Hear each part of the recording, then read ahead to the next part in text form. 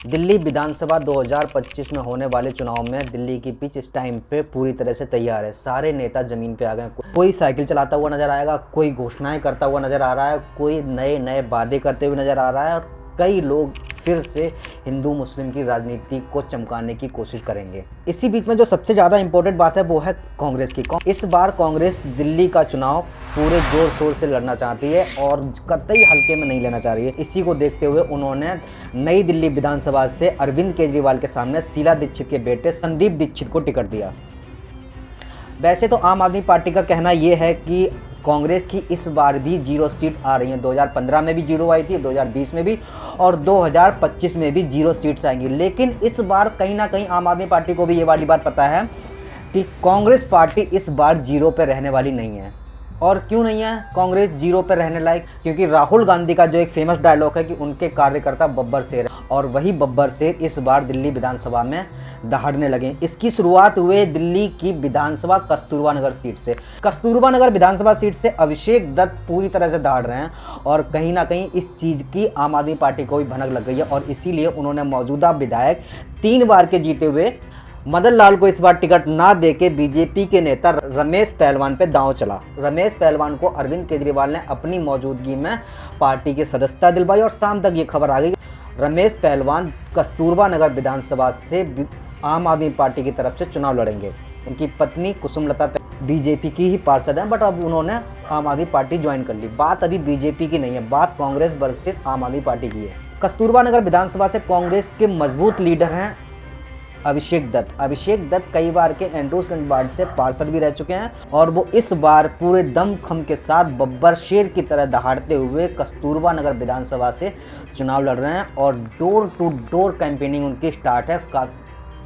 और इतनी सर्दी के बावजूद भी उनकी सुबह 6 बजे से door to door campaigning start हो जाती है।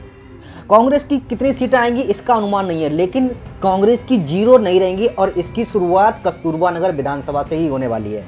आम आदमी पार्टी भी इस बात को मान चुकी है कि कांग्रेस की इस बार 0 सीटें नहीं रहने वाली है, भले ही वो ऊपर के मन से कुछ भी कहती रहे, लेकिन इंटरनली उसको ये वाली बात पता है कि कांग्रेस का जो वोट बैंक था, जो अरविंद केजरीवाल की साइड शिफ्ट हुआ था 2013, 2015, 2020 में, इस बार वो कांग्रेस का वोट कांग्रेस के खाते में जाने वाला है और उसका फायदा कहीं ना कहीं कांग्रेस को जरूर मिलेगा। यही रीजन रहा है कि आम आदमी पार्टी ने कांग्रेस के ऊपर एक ब्लेम भी लगाना शुरू कर दिया है कि कांग्रेस और बीजेपी एक साथ मिलकर दिल्ली में चुनाव लड़ रही हैं और कांग्रेस को और आम आदमी पार्टी का भी ये कहना है कि वो कांग्रेस को इंडिया गठबंधन से बाहर करवाएंगे। आम आदमी पार्टी की कितनी ही सीटें हैं लोकसभा में? कांग्रेस की 99-100 के आसपास सीटें हैं, तो 100 सीटों की आसपास वाली पार्टी को वो इंडिया गठबंधन से बाहर करवाएगी। खैर ये तर्क है और ये तर्क तो आम आदमी पार्टी और केजरीवाल ही समझें, लेकिन कांग्रेस का इस टाइम पे वोट बैंक जो शिफ्ट हुआ था आम आदमी पार्टी में, वो इस बार दिल्ली विधानसभा में घर वापसी कर रहा है और घर वापसी वोट बैंक ही नहीं कर रहा है, घर वापसी वो कार्यकर्ता भी कर रहे हैं जो कांग्रेस पार्टी छोड़ के आम आदमी पार्टी में जो शिफ्ट हुए थे या आम आदमी पार्टी की तरफ जो गए थे। इसी को लेकर अरविंद केजरीवाल दांव पे दांव तो चल रहे हैं और इस बार का अरविंद केजरीवाल और आम आदमी पार्टी पूरा चुनाव पैसे के दम पे जीतना चाहती है। पहले उन्होंने 1100 रुपये महिलाओं को देने का वादा किया, इसके बाद ये राशि बढ़ा के 2100 कर दी। खूब रजिस्ट्रेशन हुए, लाखों की तादाद में रजिस्ट्रेशन हुए, फिर कहीं ना कहीं आके बीजेपी के कहने पे या किसी के भी कहने पे वो रजिस्ट्रेशन रुके। अब आम आदमी पार्टी ने एक और वादा किया है कि अगर आम आदमी पार्टी की 2025 में सरकार बनती है तो वो मंदिर के पुजारी और ग्रंथियों को 18,000 रुपये प्रति माह देंगे। उसी के साथ अरविंद केजरीवाल आज कनॉट प्लेस में मौजूद हनुमान प्राचीन मंदिर में उसकी रजिस्ट्रेशन की शुरुआत भी करने वाले हैं। अरविंद केजरीवाल ने ये क्या दांव खेला है, ये दांव है या क्या है, पर इसमें कोई डाउट नहीं है कि ये राजनीति है या हो रही है। इसके बाद ग्रंथियों और पुजारियों को जो देने की बात करी, बट इसमें भी अरविंद केजरीवाल ने मोहम्मदन को क्यों छोड़ दिया? अरविंद केजरीवाल ने जो ग्रंथियों और पुजारियों को एक सम्मान राशि देने के लिए बोला है, इसमें देने में कोई हर्ज नहीं है, लेकिन अरविंद केजरीवाल ने मस्जिदों के मौलवियों को क्यों छोड़ दिया? महीने की सैलरी रुकी है, हम 17 महीने की सैलरी की डिमांड लेकर आए हैं कि हमारी 17 महीने की सैलरी दे दो, क्योंकि जितने इमाम हैं करीब 250 इमाम, ये सारे के सारे परेशान हैं।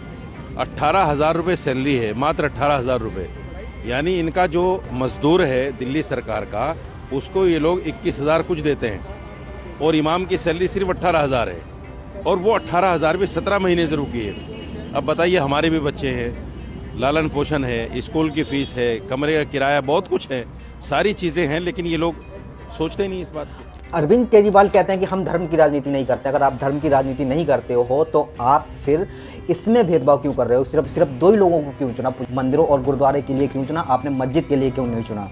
ये कुछ लोगों के ऐसे सवाल हैं। मंदिर और पुजारियों को लेकर जो अरविंद केजरीवाल ने घोषणा करी है, इसमें कांग्रेस और बीजेपी दोनों ने ही इन सब चीज़ों को इस पे सवाल उठाए कि अरविंद केजरीवाल बस एक ओछी राजनीति कर रहे हैं और इसके अलावा कुछ नहीं है। क्योंकि यही 2100 रुपये की राशि देने का पंजाब सरकार में भी वादा हुआ था, बट पंजाब में आज तक महिलाओं को कुछ नहीं मिला। पंजाब केंद्र शासित प्रदेश नहीं है, वो पूरा प्रदेश सीएम के अंडर ही आता है। आप वहाँ क्यों नहीं करवाए? ऐसे लोगों ने सवाल करने से शुरू कर दिए हैं, क्योंकि दिल्ली एक केंद्र शासित प्रदेश है और यहाँ एलजी की चलती है और एलजी बीजेपी का होता है, सरकार केंद्र में बीजेपी की है। तो इनका कहना होता है कि बीजेपी हमारे काम रुकवा रही है।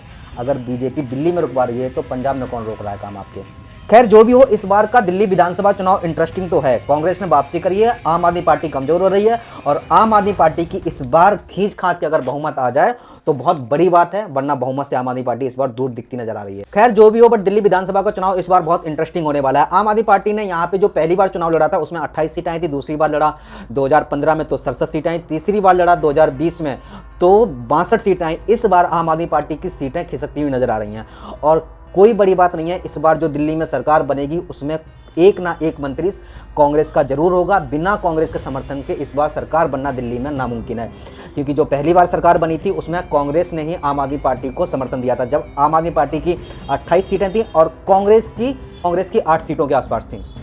उस टाइम पे जो 49 डे सरकार चली थी उसमें कांग्रेस ने ही आम आदमी पार्टी को हीरो बनाया था, या आम आदमी पार्टी को जो भी केजरीवाल ने काम किए थे वो कांग्रेस की बदौलत किए थे। भले ही उसका खामियाजा आज कांग्रेस को भुगतना पड़ा और 2015 और 2020 में कांग्रेस की सीटें 0-0 आई, शायद उसका साइड इफेक्ट था। तो इस बार अगर कांग्रेस समर्थन दे रही है आम आदमी पार्टी को तो किस बूते पे देगी और किन डिसीजन पे देगी, क्या मुद्दे होंगे इस बार कांग्रेस पार्टी के कि तभी समर्थन मिले, या फिर कांग्रेस समर्थन देना नहीं चाहेगी।